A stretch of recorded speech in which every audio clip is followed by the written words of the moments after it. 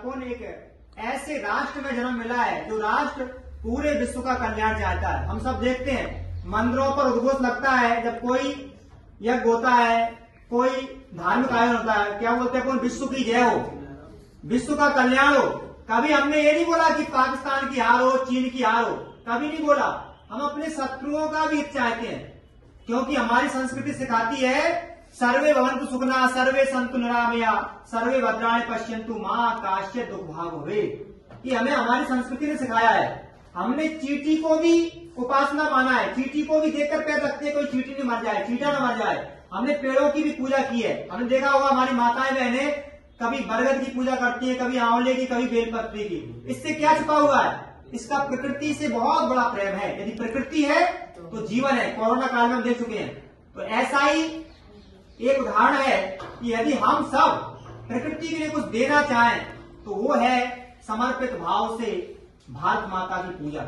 यदि हमारे हृदय में भारत माता का दीपक जलता रहे देशभक्ति का, तो हम जो भी काम करेंगे वो देश हित में होगा।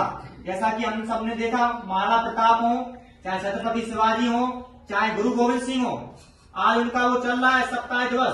तो गुरु गोविंद सिंह स्वयं ये नहीं सोचती कि हमारा परिवार का क्या होगा। उनके चारों पुत्र बलिदान हो गए, उनकी माता जी बलिदान हो गई, उनके पिताजी तेग बहादुर बलिदान हो गए। किसके लिए? देश के लिए। उन्हें पता था मैं रहूं या ना रहूं, ये देश रहना चाहिए, ये देश महत्वपूर्ण होता है। तो हम ये संकल्प ले सकते हैं कि हम अपने देश के लिए जिए और जो भी काम करें उसमें देश का हित हो। बस आने वाला समय अपना होगा, कोई रोक नहीं सकता। और विश्व आज चाहता है कि भारत सबसे बड़ी शक्ति बने, क्योंकि विश्व आज देख रहा है कि भारत के शक्तिशाली बनने से हमें कोई हानि नहीं है।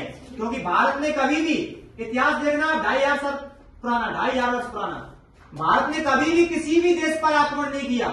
चाहे वो चाणक्य का समय रहा हो, चंद्रगुप्त मौर्य समय राजा हो, चाहे वो पौरुष का समय रहा हो, चाहे बप्पा रावल का रहा हो, चाहे महाराणा संग्राम सिंह का रहा हो या पृथ्वीराज चौहान का।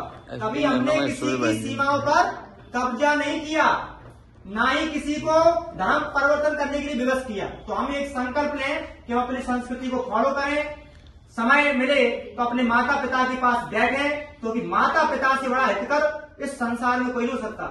तो मुझे विश्वास है कि आप सब अच्छी बालक बालिकाएं बनोगी और अपने देश में अपनी भूमिका निभाओगी। 4 पंक्ति गीत के बाद समापन करेंगे।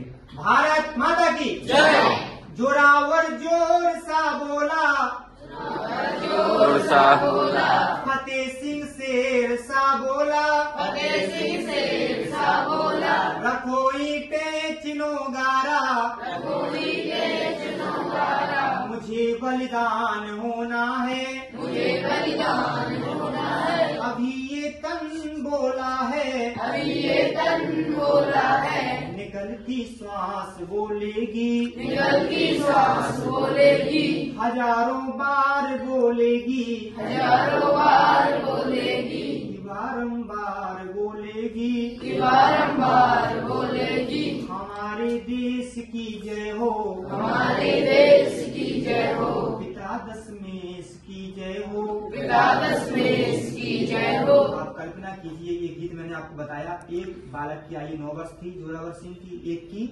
7 वर्ष। दोनों बालकों को औरंगजेब ने दीवार में जिंदा गड़वा दिया, लेकिन उन्होंने इस्लाम धर्म स्वीकार नहीं किया। भारत माता की जय बोलते हुए बलिदान हो गए। भारत माता की जय।